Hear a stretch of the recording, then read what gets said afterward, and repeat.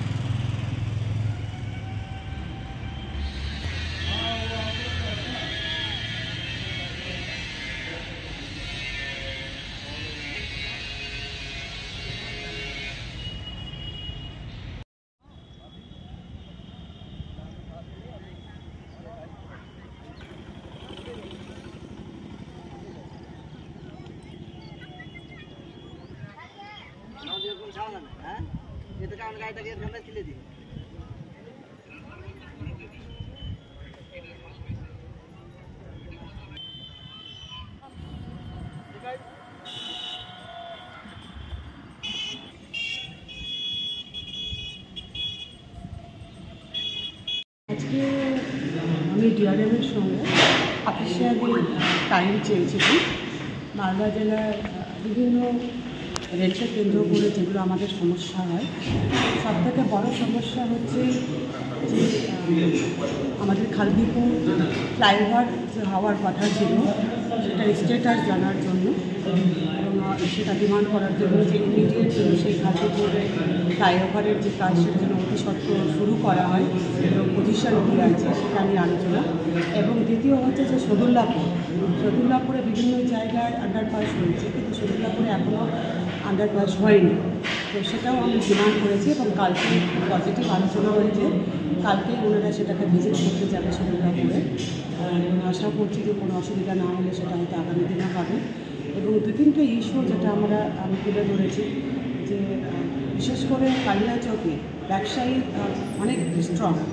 এখানকার প্রচুর ব্যবসায়ী তারা সারাদিন কাজ করার পর রাত্রিবেলা ট্রেন ধরে কলকাতা যায়।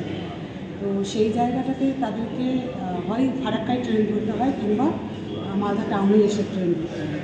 তো ওখানে একটা ট্রেন স্টপেজ, বিশেষ করে রাত্রি 9টা থেকে 11টার মধ্যে ভালো একটা ট্রেন, এক্সপ্রেস ট্রেন যেন খালতিপুরে স্টপেজ দেওয়া হয় সেটা অনুরোধ করেছে। এবং উনি বলেছেন, মনীশজি যিনি ডিআরএম বলেছেন, এটা ফিজিবিলিটি চেক করে অবশ্যই এটা করার চেষ্টা করবেন, সেটা আমি ডিমান্ড করেছি।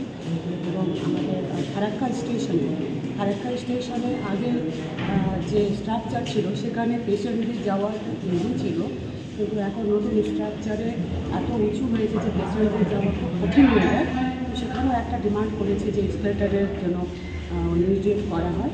তো এই কতগুলো জিনিস আমরা দাবি রেখেছি। এবং সবথেকে বড় দাবি হচ্ছে যে খালতিপুরে আমাদের যে ফ্লাইওভার এবং সদুল্লাপুরের যে ফ্লাইওভার কিংবা আন্ডারপাস, যেটাই এই দুটোকে যেন তাড়াতাড়ি করা হয়।